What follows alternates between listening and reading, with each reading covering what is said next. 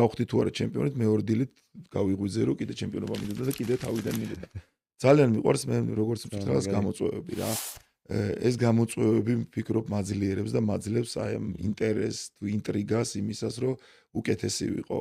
აუცილებლად მინდა ვთქვა აი ეს მე რომ მწვრთნელობა დავიწყე, ყველაზე ახალგაზრდა მწვრთნელი ვიყავი სუპერლიგაში, ანუ მაგ ეხა ერთ-ერთი ძველგაზრდა ვარ ასე ვთქვათ. ანუ ჩემზე ბევრად ახალგაზრდა მწვრთნელები არიან და მათაც დიდი მადლობა მინდა უთხრა, რომ აი ესე დაუღალავად შრომობენ, სუცდილობენ რომ რაღაცა სიახლით, რაღაცით გამაკვირვონ, ეხა ჩემს კი არ არის, მაგრამ ნუ შესაბამისად მიმდინარეობიდან გამომდინარე. მე 14 მეტოქე ვარ და მაიძულებენ რომ მე ჩემ თავზე კიდე უფრო მეტი ვიმუშაო რა. და ეს გამოწვევები საჭიროა.